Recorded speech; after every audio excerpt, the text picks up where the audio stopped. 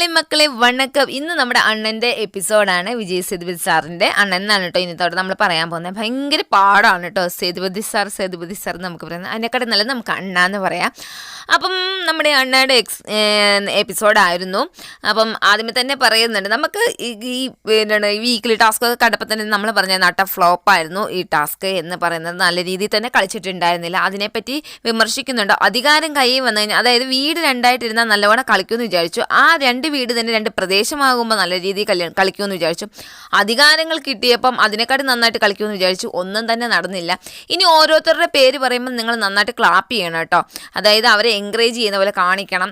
അത്രയ്ക്കും സപ്പോർട്ട് നമ്മൾ കൊടുക്കുന്നുണ്ട് എന്ന് അവർക്ക് മനസ്സിലാണ്. ആദ്യമേ നമുക്ക് അവരെ ഇങ്ങനെ സങ്കടപ്പെടുത്താൻ പാടില്ലല്ലോ, പിന്നെ പെയ്യെ സങ്കടപ്പെടുത്താം എന്നുള്ളൊരു ഇൻട്രോ ആയിട്ടാണ് വന്നിരിക്കുന്നത്. കാരണം ഫ്ലോപ്പാണ്, അത്രയ്ക്കും ഫ്ലോപ്പായിരുന്നു ഈ രാജാവിൻ്റെയും റാണിയുടെയും ആ വീക്കിലി ടാസ്ക് എന്ന് പറയുന്നത്. അത് നമുക്ക് തന്നെ അറിയാമല്ലോ. ഇനി പറയുന്നത് ഫ്രൈഡേയിലെ കുറച്ച് എപ്പിസോഡിനെ പറ്റിയാണ്.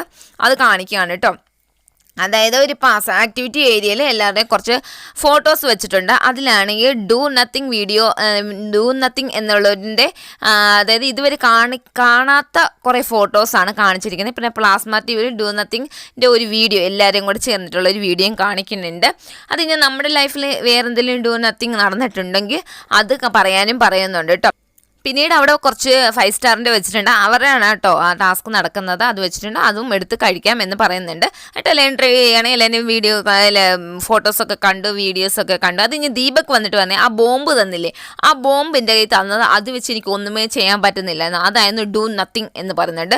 സത്യ പറയുന്നുണ്ടായിരുന്നു, ക്യാപ്റ്റൻസി സെക്കൻഡ് ടൈം ആയപ്പം എനിക്കൊന്നും ചെയ്യാൻ പറ്റില്ല, ഹാൻഡിൽ ചെയ്യാൻ പറ്റിയിട്ടില്ലായിരുന്നു, അതായിരുന്നു എൻ്റെ ഡു നത്തിങ് എന്ന് പറയുന്നുണ്ട്. മുത്തുക്കുമാർ പറയുന്നുണ്ട്, ഒരു പ്രശ്നം വന്നപ്പം അവർ പറയുന്നത് കേൾക്കണോ ഇവർ പറയുന്നത് കേൾക്കണോ എന്നുള്ളൊരു കൺഫ്യൂഷൻ. അപ്പം ഞാൻ സംസാരിക്കാതെ ഇരുന്നു, അതാണ് എൻ്റെ ഡു നത്തിങ് എന്ന് പറയുന്നുണ്ട്.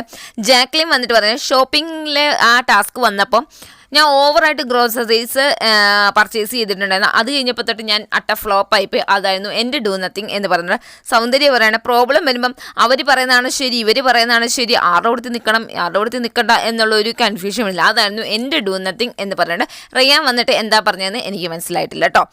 അപ്പം ഇത്രയും കാണിച്ചിട്ടുണ്ടായിരുന്നു. പിന്നെ അത് കഴിയുമ്പോൾ ലാസ്റ്റ് വന്നിട്ട് അണ്ണൻ്റെ അടുക്ക് ചോദിച്ചിട്ടുണ്ടായിരുന്നു അവർക്ക് മട്ടൻ ബിരിയാണി വേണമെന്ന്. അതേപോലെ തന്നെ ബിരിയാണി കൊടുത്തയച്ചിട്ടുണ്ടായിരുന്നു. ഫുഡ് എല്ലാവരും സെർവ് ചെയ്ത് എല്ലാവരും വട്ടത്തിലിരുന്ന് കഴിക്കുന്നുണ്ടായിരുന്നു. അതിൻ്റെ ഇടയ്ക്ക് ട്രൂത്ത് ഓർ ഡയർ എല്ലാവരും കൂടെ കളിക്കുന്നുണ്ടായിരുന്നു. അതൊരു നല്ല രസം ഉണ്ടായിരുന്നു കേട്ടോ അത് കാണിക്കാൻ. അതിൻ്റെ ഡയറും ട്രൂത്തും ഒക്കെ കാണിക്കുന്നുണ്ടായിരുന്നു. അത് കഴിയുമ്പോഴത്തേക്ക് പിന്നെ നമ്മുടെ അണ്ണനൊക്കെ വരികയാണ്. അത് കഴിയുമ്പോൾ നമ്മുടെ കണ്ടസ്റ്റൻറ്റിനെ കാണിക്കുന്നുണ്ട്. ഭയങ്കര ക്ലാപ്പൊക്കെയാണ് കേട്ടോ, കളിയാക്കുകയാണ്, നല്ല റോസ്റ്റ് കൊടുത്തുകൊണ്ടിരിക്കുകയാണ് കേട്ടോ അണ്ണൻ.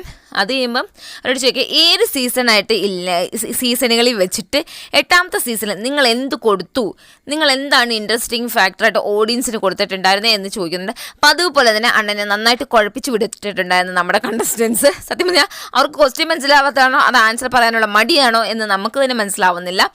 അവർ കറങ്ങി തിരിഞ്ഞ് വേറെ ഏതാണ്ടൊക്കെ പറഞ്ഞോണ്ടിരിക്കുക. അണ്ണ വീണ്ടും ചോദിക്കുകയാണ്, അതല്ല ഞാൻ ചോദിച്ചതെന്നൊക്കെ പറഞ്ഞ് ഏറ്റവും അവസാനം അവർ പറയുന്ന ആൻസറിന് അണ്ണ ക്വസ്റ്റ്യൻ ചോദിക്കാൻ തുടങ്ങി. അത് കഴിഞ്ഞപ്പോഴത്തേക്ക് പിന്നെ അതല്ല ഞാൻ ഉദ്ദേശിച്ചത് എന്ന് പറയുമ്പോഴും മുത്തുക്കുമാറും നമ്മുടെ ജാക്ലിനും പിന്നെ സൗന്ദര്യം ഒരു ഏകദേശ ആൻസറൊക്കെ പറയുന്നുണ്ട്. സൗന്ദര്യം പറഞ്ഞാൽ സേഫ് ഗെയിമാണ് ഇത് കളിക്കുന്നത്.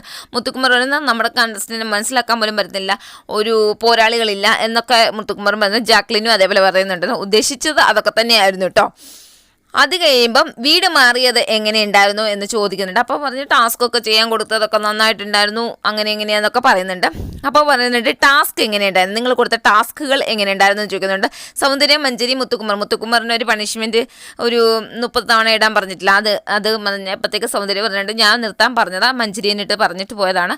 അപ്പോൾ മുത്തുക്കുമാർ പറഞ്ഞിട്ട് മഞ്ജരി തന്നത്, അപ്പം മഞ്ജരി തന്നെ പറയണം എന്ന് പറഞ്ഞിട്ട് അതാണ് ഞാൻ ഉദ്ദേശിച്ചത്. അതായത് ഇനി തൊട്ട് ഇത്രയും കഠിനമായിട്ടുള്ള ടാസ്കുകൾ കൊടുക്കാൻ പാടില്ല എന്നുള്ള രീതിയിലാണ് ഞാനത് ചെയ്തിട്ടുണ്ടായിരുന്നത് എന്ന് പറഞ്ഞിട്ട് സാച്ചിന പിന്നെ ജഫ്രിക്ക് കൊടുത്തിട്ടുണ്ടായിരുന്ന ആ ടാസ്ക്. അതിൻ്റെ കുറച്ച് ആർഗ്യുമെൻ്റ് ഒക്കെ നടന്നപ്പോൾ ഏറ്റവും അവസാനം അണ്ണ വന്നിട്ട് ബ്രേക്ക് പറഞ്ഞിട്ട് പോയപ്പോൾ സാച്ചിന ഭയങ്കര കരച്ചിലൊക്കെ ആയിരുന്നു കേട്ടോ. മുത്തുക്കുമാറിനെ കെട്ടിപ്പിടിച്ച് കരയുന്നു, വിശാലിനെ കെട്ടിപ്പിടിച്ച് കരയുന്നു, ജഫ്രിയെ കെട്ടിപ്പിടിച്ച് കരയുന്നു. എനിക്കറിയാൻ പാടില്ല, ആ കുട്ടി എല്ലാം പേഴ്സണൽ എടുക്കുന്ന ഒരു കുട്ടിയാണ്. നമ്മൾ കാണുമ്പോൾ തന്നെ അറിയാം. ഇവരോട് തന്നെ പറയുന്നുണ്ട് നമ്മൾ ടാസ്ക് കൊടുക്കണമെന്ന് പറയുന്നുണ്ട്. പേഴ്സണലി എല്ലാം എടുക്കുന്ന ഒരു വ്യക്തിയാണ് സാച്ചിന എന്ന് പറയുന്നത്.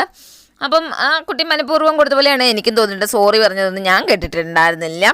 അത് കഴിയുമ്പം അധികാരം വന്നപ്പോൾ എന്താണ് നിങ്ങൾ കാണിച്ചതെന്നൊക്കെ സേതുപതി സാർ ചോദിക്കുന്നുണ്ട്. അത് കഴിഞ്ഞിട്ട് കേട്ടോ സാച്ചനെ കരയുന്നത്. പിന്നീട് വന്നിട്ട് ക്യാപ്റ്റൻസി എങ്ങനെ ഉണ്ടായിരുന്നു എന്ന് ചോദിക്കുന്നുണ്ട്. കുറച്ച് പേര് നല്ല അഭിപ്രായം പറഞ്ഞു, കുറച്ച് പേര് അഴുക്ക് അഭിപ്രായം പറഞ്ഞിട്ടുണ്ട്. അപ്പം മറ്റേ പ്രദേശത്തിൻ്റെ ഗെയിമിൽ, അതായത് രാജാവ് റാണിയുടെ ഗെയിമിൽ കുറച്ചും കൂടെ നന്നായിട്ട് ഇരിക്കാമെന്ന് മഞ്ജരി പറയുന്നുണ്ടായിരുന്നു. കുറച്ചും കൂടെ നന്നായിട്ട് ക്യാപ്റ്റൻസി കൈകാര്യം ചെയ്യാൻ പറ്റിയിരുന്നെങ്കിൽ നല്ലതായിരുന്നു എന്നും മഞ്ജരി പറയുന്നു കേട്ടോ. പിന്നീട് റയാനോട് ഒരു ക്വസ്റ്റ്യൻ ചോദിക്കുന്നത്, റയാൻ അത് വീണ്ടും വേറെ അതാണ്ട് ആൻസർ പറയുന്നുണ്ട്. ഏതാസാണ് സേതുപതി സാർ ഇന്നത്തെ എപ്പിസോഡ് അവസാനിപ്പിച്ചിട്ട് എൻഡ് ചെയ്തിട്ട് പോവുകയാണ് കേട്ടോ. ഇന്ന് അത്രയും ഉണ്ടായിരുന്നത്, നാളെയാണ് കേട്ടോ എവിക്ഷൻ.